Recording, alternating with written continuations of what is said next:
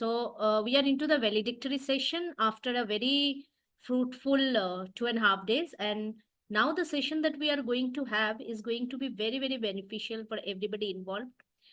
Professor Ranjith Dayaratne sir has accepted our invitation to come and be part of our conference. We are all very thankful to him. So, sir is an architect by profession and presently heads the Asian School of Knowledge. Previously, he has been a visiting research scholar at the University of Melbourne, Australia, and a senior lecturer of architecture at the University of Moratuwa, Sri Lanka. A Commonwealth Scholar of 1988 and a Commonwealth Fellow of Commonwealth Understanding 1995. Professor Dayaratne has been involved in both teaching and practice of architecture. Sir was the founder chairman of the Board of Architectural Publications of Sri Lanka Institute of Architects and edited the Sri Lanka Architect Journal, the Built Environment Sri Lanka and Vastu journals from 1995 to 2000. Currently, Sir edits the following journals: ISVS e-Journal, the Journal of International Society for the Study of Vernacular Settlements, Cities, People, Places Journal, an International Journal on Urban Design, Architects e-Journal, an International Journal on Architecture, Interior Design and Landscape.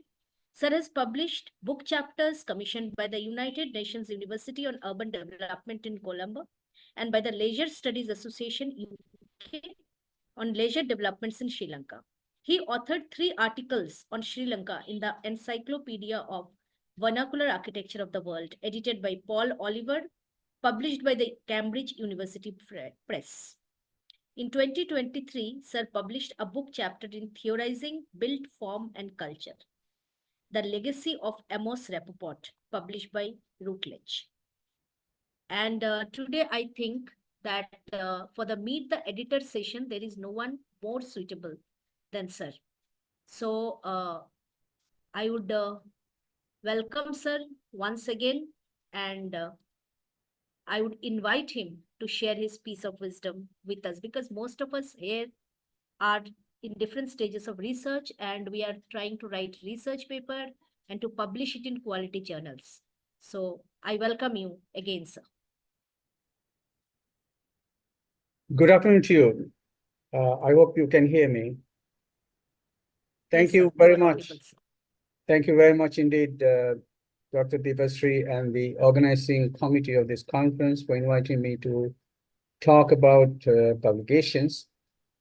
I'm delighted to be here with you this afternoon to share some of my experiences of having been an editor-in-chief of a number of journals, as you mentioned. Let me share my presentation with you. How can I do that now? Yeah, I'm sharing my screen. Can you see the screen? Yes, sir. Yes, sir, we can see. Sir, would you make it full screen? Because now I can see only small. Yes, now it's fine, sir. Yeah, all right. As Dr. Deepasri said, I delivered this talk first at Chitkara University last year, and then subsequently I also talked at the Silpcon University in Bangkok in Thailand last year as well. I'm going to keep a shorter time, although the presentation is relatively longer. And I titled this as Publishing Research Papers in Journals, What to Do and What Not to Do, because I figure out in the process of editing these journals that you mentioned, there are lots of things that potential authors do, which are not necessarily the right things to do. And they probably need good guidance as to what to do and what to not do in order to get into publications. Now, let me start off by, how do I hide this? Yeah, let me start off by giving a very brief introduction to what to do and what not to do. Basically speaking, if one is looking at publishing a research paper in good quality journals, what needs to be done really is to write an academically well-written paper. Now, these are very important words, academically well-written paper, and it should present scientifically established new research findings. Those are 3 critical aspects. A paper has to be academically well-written, it has to present scientifically established facts, and they need to be new and not knowledge that is already present and known to us. This is a fundamentally important thing. That is what needs to be done. And what should not be done is not to write things that we already know about, which no one is interested in reading or understanding. It's not a research paper if one presents things that we already know. And not to write an essay instead of a research paper. And sometimes it happens that people don't recognize the difference between essays, newspaper articles, and research paper. There are very distinct differences. And often it happens that authors would write in not so very good language and very long papers. These are things that should not be done if one is desiring to get a paper published in a reputed journal. Now, to elaborate on my point, let me talk about the distinction between research papers versus essays. Both essays and research papers require research without any question. Nevertheless, an essay is not a research paper. Both have an introduction, a body of writing, and some conclusions, and sometimes even references in essays. Newspaper articles and magazine articles, of course, do not need references. But the difference between writing a newspaper article or a research paper is a difference between being a journalist or a scientist. Same goes between essays and research papers. For example, a research paper, one single issue at an intellectually deep level. It requires extensive research and new findings. I keep repeating this. New findings are very important. Without new findings, a research paper doesn't stand a chance. And it should present those findings which are scientifically validated. That is where research really matters. It needs to be rigorously scientifically validated. And that's what an author, an editor will be looking at when one looks at a research paper. Essays, on the other hand, it might uncover what is already known, or maybe presented them in a slightly different manner. They don't have data. Essays don't talk about how information was collected. Methodologies are not important. And essays also don't have any real conclusions. They will end up with saying what you did, what I call concluding remarks, and not necessarily conclusions. So there are significant differences between research papers and essays. And often the authors do not understand these differences and continue to write essays instead of research papers and submit them to journals, which of course will not be accepted. Usually, research paper should be constituted of the following. It must have an introduction, a theoretical framework, a review of literature, a research methodology, findings, discussion of those findings, conclusions, and some acknowledgements if necessary to give credit to people who have supported, and then finally the references. This is basically the outline of a good research paper. And sometimes, of course, you find that some research papers may not have theoretical frameworks or even review of literature. I wouldn't recommend the absence of the theoretical framework or review of literature as being useful for a research paper. Let me go into those things slightly in detail so you understand what those things are. And there is a huge confusion also between what should be written in an introduction or a theoretical framework or a review of literature for that matter, and sometimes even about research methodology. Now, like I said, a research paper has to examine a single issue, what may be also called problem. Now, in science, it is usually called problem and identification of problem. I see sometimes in humanities like architecture, people seem to talk about problems, but they are not necessarily problems because a problem needs a solution. Whereas oftentimes that the issues that we discover or deal with cannot really have precise solutions as such. Issues are much more complex things. However, whatever the aspect is, whether it is purely scientific like physics or chemistry or humanities, a research has to begin with, and therefore a research paper has to begin with by introducing what exactly is the issue that you are interested in exploring. And then once when you give a brief explanation of that issue, one has to provide the background to that issue, because no issue comes into being from nothing. There is always a background why that issue has come into being. How did it arise? So this needs to be explained in the introduction very briefly, and then explain briefly the complexity of that issue, because issues are multifaceted most often. And then, like I said, in a research paper, one cannot look at all of those aspects single-handedly in one research paper. One paper must deal with an issue and a very specific aspect of that issue. Otherwise, it is going to be very difficult to establish scientifically values of whatever the findings that you will end up with. They will be generalized statements here and there, and therefore not necessarily very valuable. So here in the introduction, one should talk about the complexity of the issue, and then make a statement about what exactly are you looking at in those multifaceted aspects of that issue. And then finally, in an introduction, one should say, what is the aim and what are the objectives? Now, there are, again, differences between aims and objectives, and I constantly encounter problems from the authors who do not understand the differences between aims and objectives, and keep saying aims and keep saying objectives interchangeably, and sometimes none of them are aims, none of them are objectives. Now, there is a very important dimension here between the difference between aims and objectives.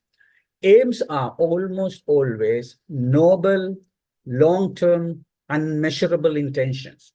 They are unmeasurable, qualitative, and they are long-term, almost unachievable fully. Like, for example, if you are saying, what is the aim of university education? Aim of university education is not to give a degree. Aim of university education is to produce well-rounded, educated individuals in the society. Now, that's a noble intention. It's long-term, it's unmeasurable. Nobody can ever say, well, we achieved this aim. Aims are unachievable, long-term, unmeasurable, and noble. Whereas objectives are quite the opposite. Objectives are measurable, immediately achievable, and immediate mundane tasks that can be accomplished in the paper or the research. So they should identify objectives very clearly, very specifically, measurably, rather than mixing up with the aims. So aims and objectives must be clearly understood, and an introduction must end with these statements about the aim and the objectives. Where I use the word aim, because usually you don't have many aims. Aim is one, but can be number of objectives. So that's how an introduction must be produced. Once when that is done, we are now clear what exactly the issue that you're exploring and what specific aspect are you actually looking into, what are you investigating. And then in that investigation, there will certainly be theoretical notions that are bound to be dealt with. And those theoretical notions are not necessarily understood by everybody. In any case, the way in which the author deals with those theoretical notions need to be declared, discussed. And therefore, once when an introduction is done, one should move on to what I call theoretical framework. Now, in the theoretical framework, one needs to first provide the definition of the terms that are being used in this research and introduce the significant theories and the theoreticians who have articulated those ideas. For example, if you are talking about house, form, and culture, a paper cannot be written without reference to Amos Rappaport. He is the most erudite theoretician who has dealt with that topic. So if a paper is written on this topic with Rappaport's name not being mentioned in a theoretical discussion, then it's considered to be not up to the standards of a publication work material. So that's how it works. So the point is, what are the significant theories that seems to have been articulated in relation to those theoretical ideas? And who are the giants, theoreticians who have articulated those? They need to be discussed, and discussed in the manner that you present the theoretical complexity of those ideas to understand how to use those theoretical ideas to deal with the issue and explore the aspects that one is investigating. And in the discussion of theoretical ideas, I identify two kinds of trends. One, what I would call friends and enemies. That means an author is taking a position with regard to the issue that one is looking at, and he will find that there are certain theoreticians who are aligning with the thinking of the author. And in this case, they are your friends because they will come to support your argument. And there are possibly also some other theoreticians who might not agree with those theoretical positions. And they are, in some ways, enemies of you because you have to confront them and try and prove that what they are saying probably is wrong. So in a theoretical discussion, you have to establish the theoretical positions widely accepted, and at the same time, whatever positions that have been contested, if there is anything. And at the end of that theoretical discussion, you should establish what is your theoretical position that you are taking in terms of looking at the issue that you are looking at. Now, in this discussion of theoretical framework, one should not write one's own statements. Most of the statements must use what we call author's voices. This means if you are making a statement, you should give the credit to the person who made the statements. Like, for example, you start by saying, Rappaport says, or according to Oliver, and so on and so forth. Not according to me, because you are not a theoretician. You are depending on other people who are theoreticians who have articulated these ideas. So this is what the theoretical framework usually is. Now, I have to admit here that this idea of theoretical ideas and theoretical frame is somewhat misunderstood, because I find most often than not, authors write literature review as a subtitle and then discuss theoretical ideas. That is not the right thing to do. I'll move to that now. Once when the theoretical framework is established and we are clear what are the theoretical ideas that you're looking at and how to make sense of them, next section should deal with what we call a review of literature. Now, review of literature is entirely different from a theoretical framework, although they may deal with similar kinds of things. And that's where the confusion is coming. The purpose of a review of literature is very clear, and that is to establish what is the status of current knowledge on this issue that you're dealing with. That is necessary because, like I said at the very beginning, a research paper has to make sure that whatever is presented is new findings. They have to be new. You are adding to new knowledge. To add to new knowledge and to claim that you are adding to new knowledge, your first task is to establish what is the current knowledge. Otherwise, what happens, you will be adding some knowledge which is already known. If it is already known, your paper is of no value whatsoever, because you are just repeating what has already been discovered and established as current knowledge. So a review of literature has to establish what is the status of current knowledge. And to do that, you have to get into a critical evaluation of what I call previous significant research and the findings. You will see that when you are dealing with a certain issue, you're not the first person on earth to examine this issue.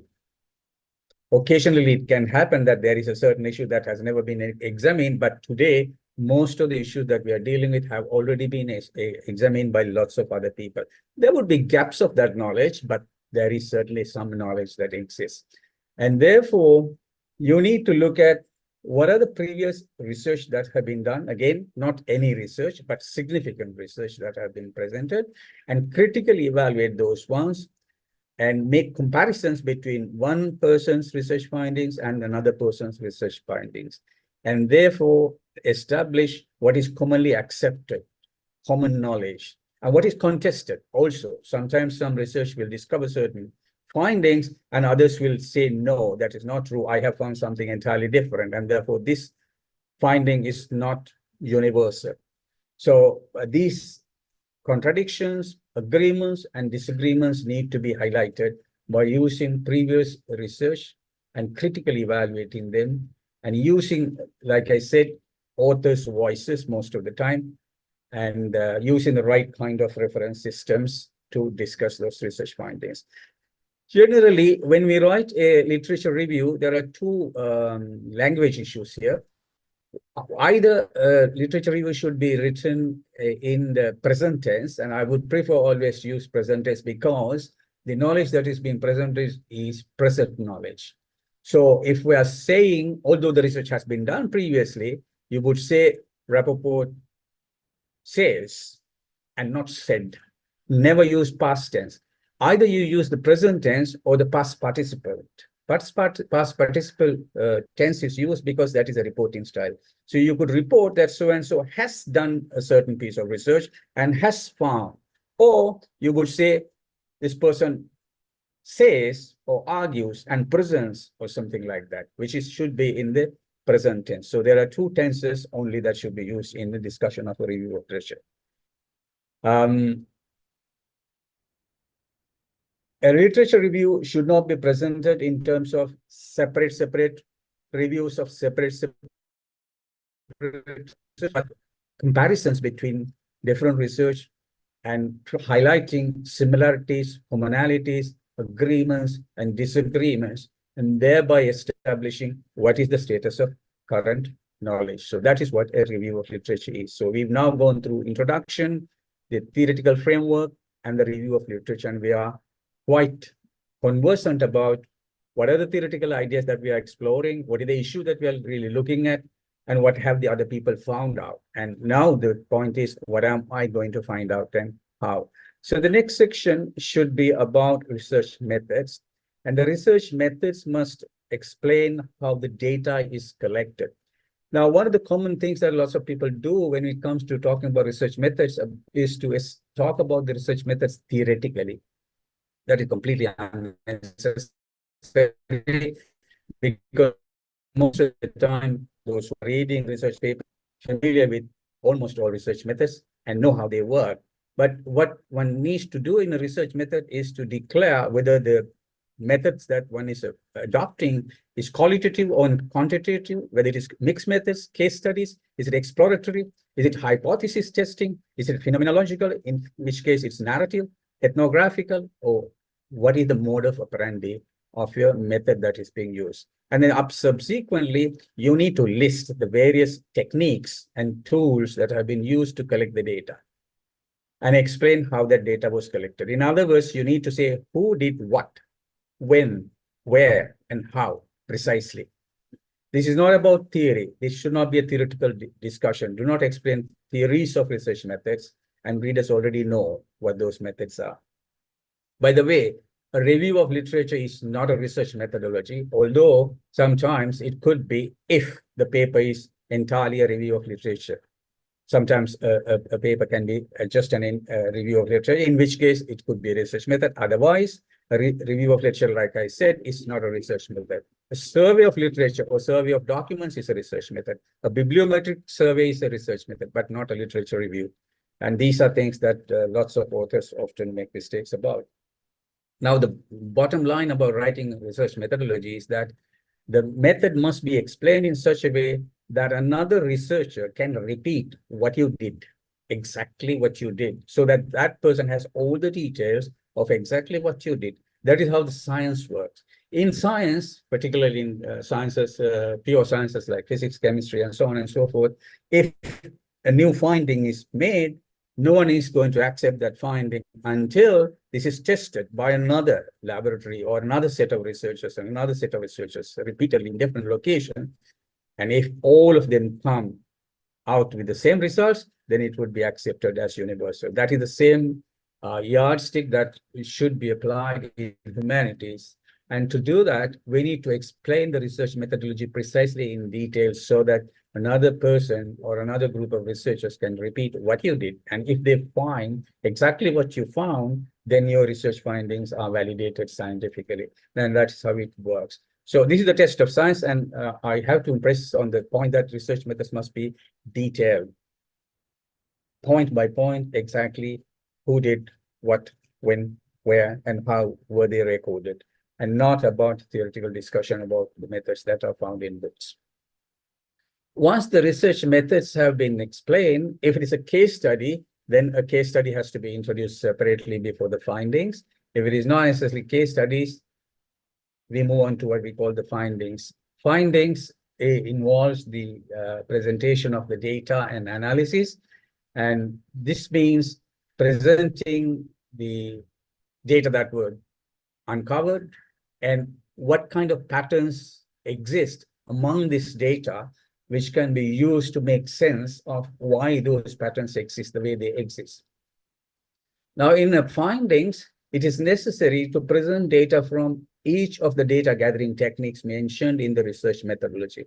I often find that people talk about, well, I had interviews and questionnaires and this and that, but when it goes to findings, not a single interview is being mentioned, or not a single outcome of a questionnaire is being mentioned. Everything is written like an essay afterwards, as if the author knows everything, which is not right. If the case studies are done, within the case studies, various other techniques have been employed. data from each one of the techniques that have been mentioned in the research methodology must be presented. If a literature survey was done, all the literature that was examined must be listed in a table, and one should say which data was taken from which document. And if interviews are conducted, then they should be brought in as evidence, cite the interviewees, and so on and so forth. These are not happening most of the time. Lots of people do write things about research methodology. I did this, that, and the other. And then when it comes to findings, lots of people tend to write a story about from his or her own mind, which is not necessarily right. So in the findings, there must be always references to the origins of the evidence. Where did this data come? Don't write as if you know them all by yourself. All sources must be acknowledged, including images presented as figures if they were produced by the author, declaring that it's mine. If they were not produced by the author, if they're taken from other sources, acknowledging who the original sources are. These are all very important in the findings.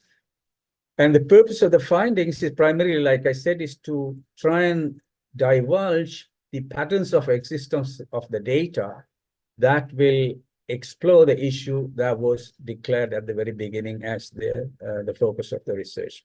Now, once when the findings are discussed and presented in terms of all the data, it will be a useful thing to summarize the major findings as a list of the findings right at the end, so that we can see whether there are very specific findings or not. And the next section should be what we call a discussion.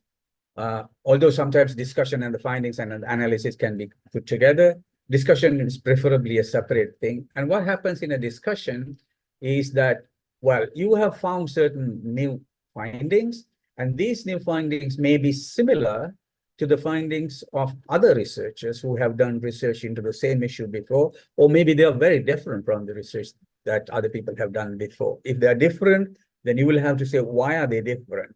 If they are similar, then so good, because then it validates what you have found and it validates what other people have found. So the discussion should be to critically discuss the findings and why and what they mean, and compare with the findings of other researchers who have done similar research on the issue that you have examined, and establish the fact that you have found new findings which are contestable or which are different and therefore need extra explorations, or if they already validate the previous findings and how good those findings could be. On the other hand, if research is based primarily on hypothesis testing, which should be declared at the beginning of the introduction, then the discussion should discuss the hypothesis, which hypothesis was validated and which hypothesis was invalidated, and so on and so forth. So this is the end of the actual research findings and the validation of those findings. Then we move on to the final section, which is the conclusions. And in the conclusions, one has to actually present the specific conclusions derived from the research itself and nothing else. What we often find, however, is not that. What we often find is a summary of what was done. You will repeat by saying, this research did this, did that, and did the other thing, but no specific conclusions. So do not repeat explanation about the issue here in the final conclusion. Issue has already been explained. Do not talk about the research methods in the conclusions. Do not talk about the techniques of collecting data. Do not repeat and recap what was done. This is what happens oftentimes. I call them concluding remarks rather than conclusions. Start the conclusions by simply saying what this research examined as an issue. Was it testing a hypothesis? And then if it is testing a hypothesis, what is it?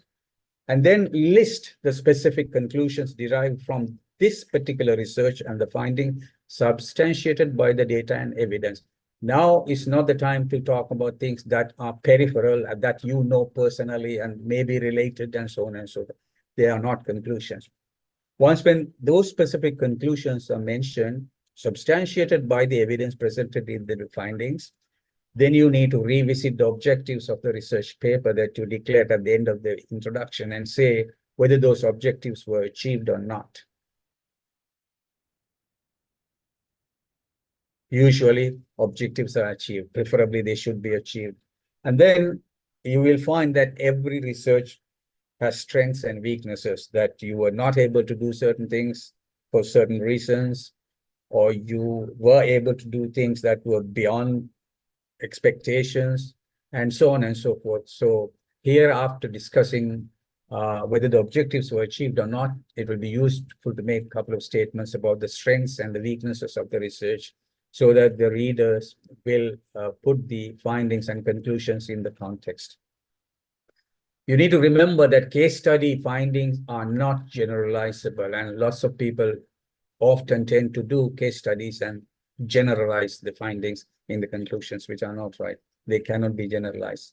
However, you can suggest recommendations as to what could be done, which is a personal opinion. Now, don't mix up personal opinions with the conclusion. They are two different things.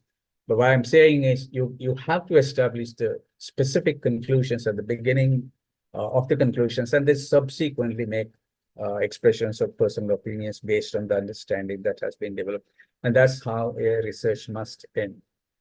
This will take us to the references at the end. The references must list all the sources cited in the text in the alphabetical order.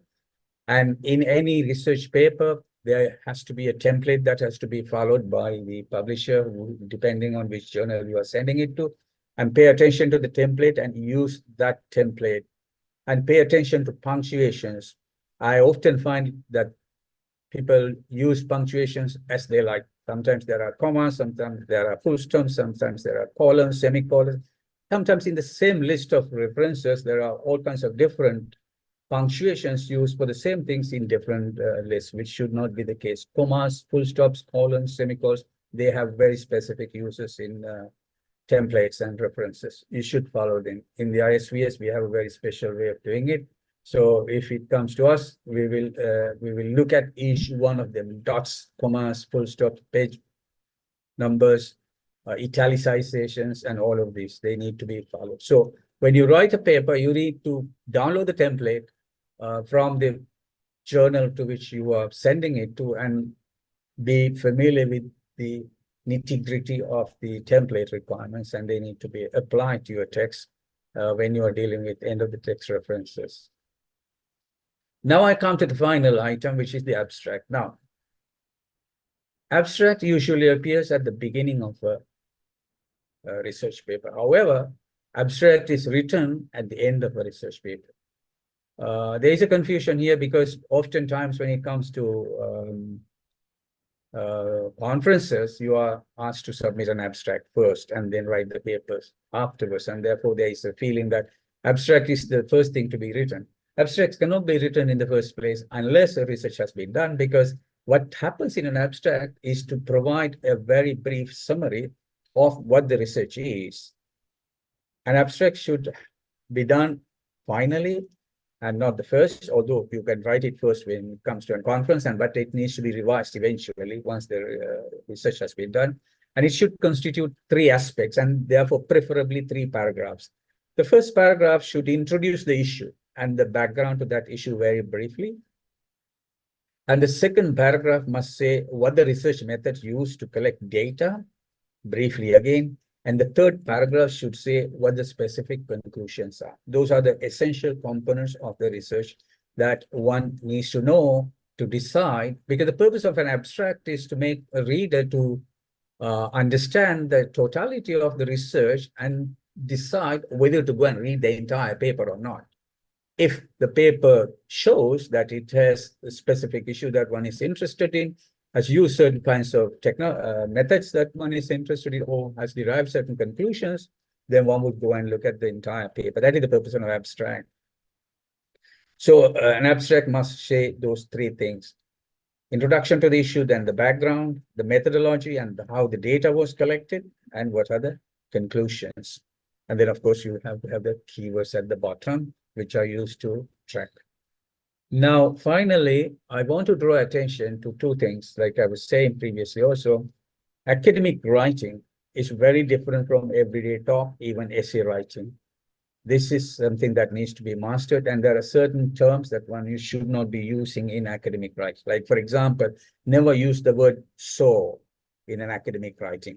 so we did that, and so we did this can be used when we talk about things and people in casual language, but not in academic piece of writing.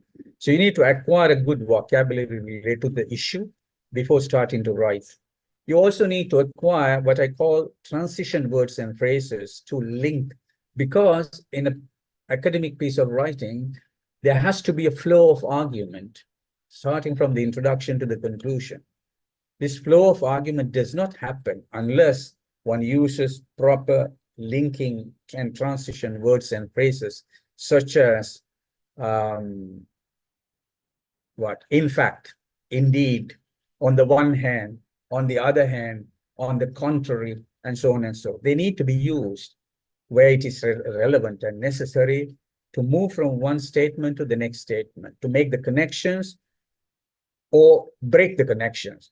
You will use nevertheless or however, and so on and so forth. So one has to be conscious about these linking and transition words and phrases and use them appropriately to construct a good flow of argument. They help the reader to follow your argument by expressing the relationships between different sentences, parts of sentences, and paragraphs, and so on. Also, remember to break paragraphs when an idea changes. If one is talking about a certain idea and then moves on to talk about another idea, it should not continue in the same paragraph. It should be broken into a different paragraph. And there are also basic rules about language that you cannot have one sentence in one paragraph, and don't write long sentences in paragraphs combining many different ideas with and as well as, and so on and so forth. So there are things. And then also you need to be familiar with terms such as says, shows, points out, argues, agrees, disagrees, supports, emphasizes, and so on. And these phrases come very useful, particularly when you're writing a review of literature, where you're comparing the findings of research done by other people, in which you will say so-and-so points out this, so-and-so agrees with the other author, or disagrees with the other author, or emphasizes or supports this argument, and so on. These terms are very important. And that's how academic writing has to be constructed. And one final important thing is never use the word believes in scientific research papers, unless it is related to religion. Believes is not part of scientific enterprise. So one has to be careful, one has to nurture, and one has to cultivate habit of developing good writing skills. And the bottom line is usually write short, meaningful sentences, use linking phrases and transition words, and construct a good flow of argument from the beginning to the end, which makes a reading understandable and meaningful. And the other aspect that needs to be focused in a research paper is formatting. Before starting to write, one has to, if one knows which journal one is going to submit the paper to, download the journal template, and which specifies the font sizes for titles, the subtitles, the figures, the tables, line spacing, indenting. They're all different from one journal to another journal, and templates must be followed to the last dot. Figure titles must be titles and not explanations or stories. Sometimes we find people are writing paragraphs under figure titles. It should not be the case. They should be titles.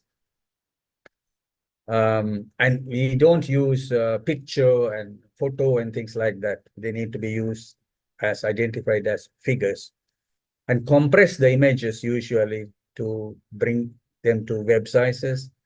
Do not cross the margins of the templates that are given.